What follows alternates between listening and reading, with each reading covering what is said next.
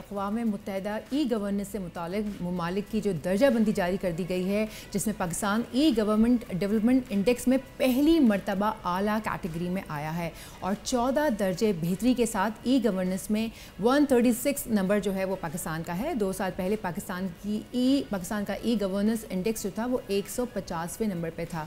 अगर आम अल्फाज में आपको समझाएं तो ई गवर्नेंस से मुराद निज़ाम वो है जिसमें हुकूमत अपने इंतज़ामी मामलात को ज़्यादा डिजिटलाइज कर दे। यानी इसका मतलब गुज़िश्ता 2 सालों में पाकिस्तान ने अपना इंतज़ामी मामलात जो है उसको डिजिटलाइज कर दिया है और IT सेक्टर को ज़्यादा से ज़्यादा इस्तेमाल किया है।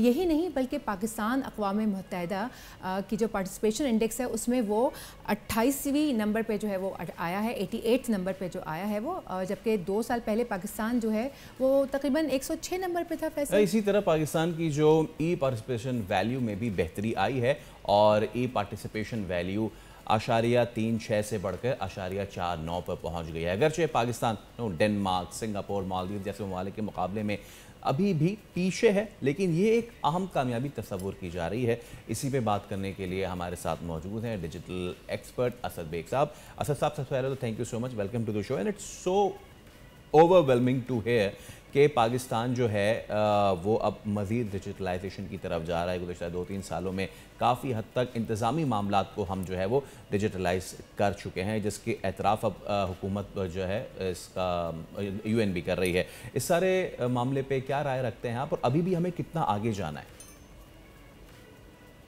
देखिए, ये बाकी बहुत इंपॉर्टेंट बात है and I am very happy to see कि हमारा इंडेक्स में पाकिस्तान का जो है स्कोर इंप्रूव हो रहा है। मैं कुछ जो पॉइंट्स है वो आपके लिए समराइज कर देता हूँ। सबसे पहले तो आई थिंक जो हमने देखा है वो किस सर्विस डिलीवरी में इंप्रूवमेंट हुई है। उसका मतलब ये है कि आपके जो टैक्स फाइलिंग पोर्टल्स हैं, फॉर इंस्टेंस पासपोर्ट की सर्विसेज हैं, डिजिटलाइजेशन ऑफ द रिकॉर्ड्स हैं, ये सारी चीजें हुई हैं।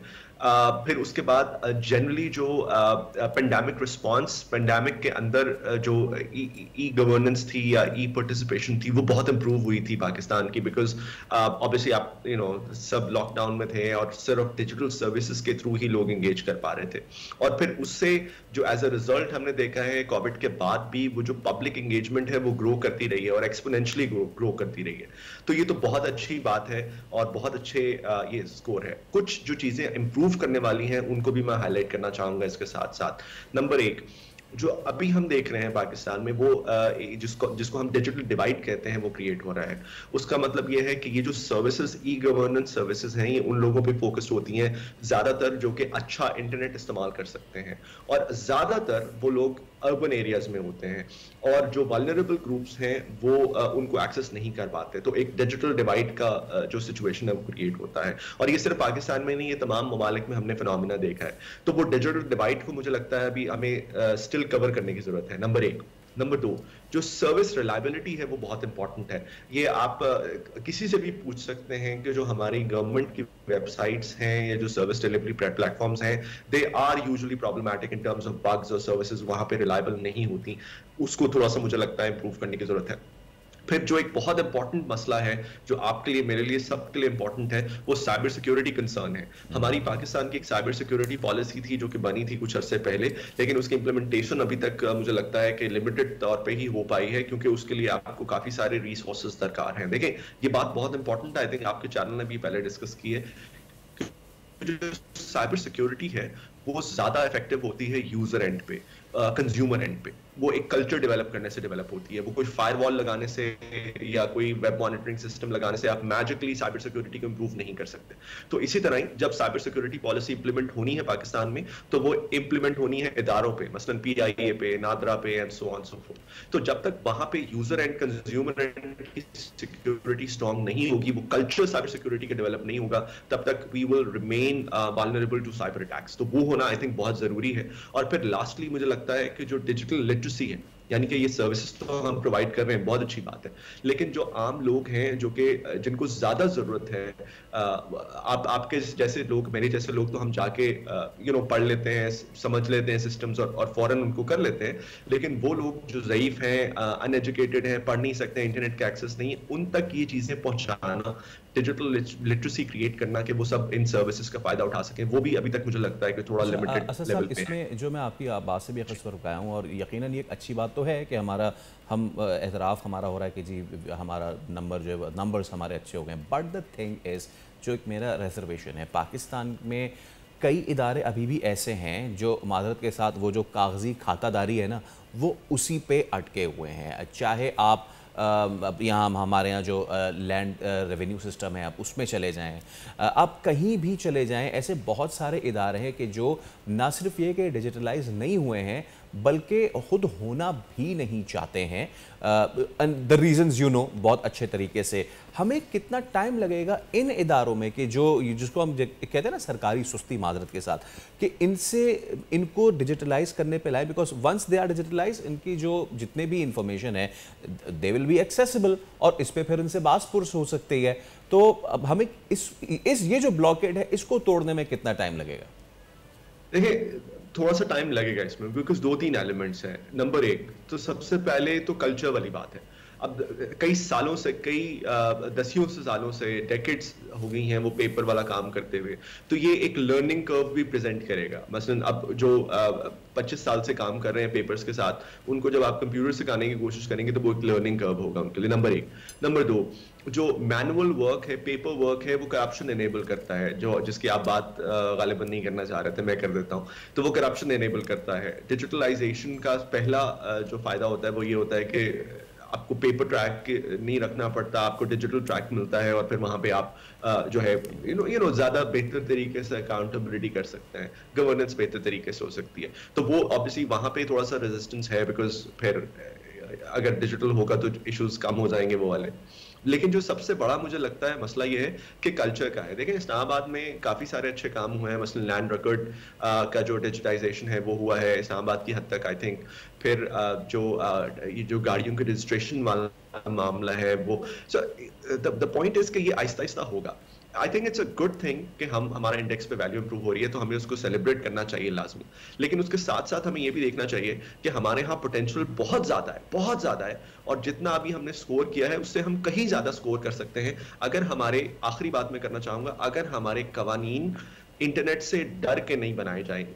अगर हम इंटरनेट से डरेंगे नहीं और उसको इस्तेमाल करेंगे अपने प्रोग्रेस के लिए, तो मुझे लगता है जितना अभी हमने स्कोर किया उससे कहीं ज्यादा स्कोर कर सकते हैं। अनफॉर्चुनेटली अभी तक मैंने ये देखा है कि हमारे जो ज्यादातर कवानीन है they are made out of fear of the internet, कि लोग इंटरनेट पे क्या कह रहे हैं या लोग इंटरनेट पे क्या कर रहे हैं। इसके बजाय अगर हम ये सोचेंगे कि इंटरनेट हमारी इकोनॉमी को किस तरह बूस्ट कर सकता है, डिजिटल स्टार्टअप्स हम किस तरह इनेबल कर सकते हैं, अपने लोगों को, अपने लड़के लड़कियों को किस तरह ज्यादा स्पेस दे सकते हैं डिजिटल स्टार्टअप्स करने की, तो वो मेरे ख्याल से हमारे ये जो स्कोर है इससे कई गुना ज्यादा हम अपना स्कोर कर सकते हैं, क्योंकि हमारी पॉपुलेशन बहुत बड़ी है। देखें, जिन मुल्कों के साथ अभी आप हमें कंपेयर कर रहे थे अपने स्टार्ट में, डेनमार्क फॉर इंस्टेंस, मालदीव्स, हम कई गुना बड़े हैं उन मुल्कों से।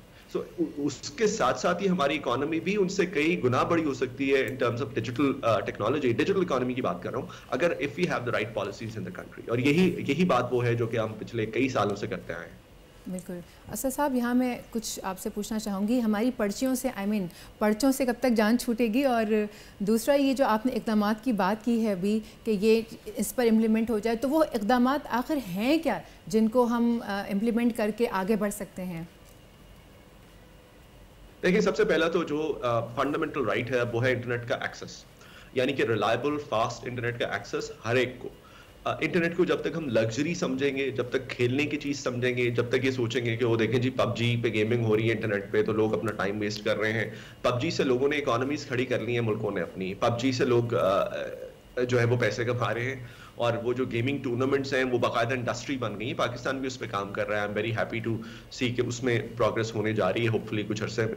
तो वो ये जो ई गेमिंग इंडस्ट्री है ये बहुत बड़ी चीज़ है। तो ये अगर कोई पबजी पे फॉर इंस्टेंस हमारे लोग गेम्स खेल रहे हैं तो वो कोई ऐसा नहीं है कि वो अपना टाइम वेस्ट कर रहे हैं, वो एक बहुत बड़ा पोटेंशियल है जो कि हमने टैप नहीं किया हुआ अभी, नंबर एक। नंबर दो, जो हमने करने वाली चीज़ें बता रहा हूँ मैं आपको। नंबर दो, जो हमने वॉर फुटिंग पे हमें करना चाहिए। अगेन ये मैं हर एक को, गवर्नमेंट के लोगों से लेकर आपके मीडिया तक सबको बताता हूं कि वॉर फुटिंग पे जो करने वाली चीज है वो ये है कि हमारी यूथ बेस्ड इकोनॉमी है। यूथ बेस्ड इकोनॉमी को हम अगर एक्सप्लॉइट करेंगे तो आप जो हमारा मेजर कंसर्न है यूथ का वो ये है कि हम अपने इकोनॉमिक जो है वो कंटेंट की मोनेटाइजेशन फॉर इंस्टेंस या अपनी इकोनॉमिक जो अपलिफ्टिंग है वो किस तरह करें, इंटरनेट को इस्तेमाल करते हैं। और उसका आसान तरीन तरीका ये है कि हम अपने स्कूल्स में, अपने कॉलेजेस में, अपने वोकेशनल इंस्टीट्यूट्स में जो ई कॉमर्स का तरीकाकार है, डिजिटल स्टार्टअप्स के प्रिंसिपल्स हैं, ये वो सारी चीजों को इनेबल करें, बताना शुरू करें, लोगों को ज्यादा स्पेस दें। देखिए, मैं ये अक्सर एग्जांपल देता हूँ, मेटा जो है अब वो दुनिया की बड़ी कंपनीज में से एक है। आपका क्या ख्याल है कि यूएस गवर्नमेंट ने मेटा बनाया था? नहीं ना। यूएस गवर्नमेंट ने कुछ इनेबल किया था, कुछ हेल्प किया था मार्क ज़करबर्ग? कुछ भी नहीं किया था। They only what they did was कि यूएस गवर्नमेंट ने सिर्फ वो जो इंफ्रास्ट्रक्चर था, बेसिक इंफ्रास्ट्रक्चर था, वो इनेबल किया था अपने मुल्क में, education, universities, internet and so on so fourth.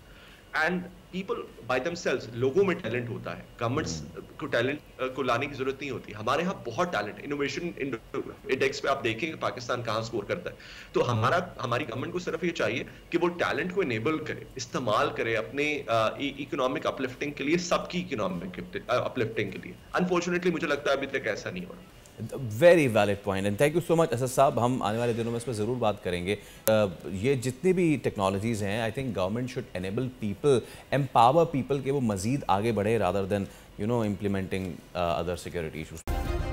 Subscribe करें और बेल दबाएं ताकि कोई खबर रह न जाए।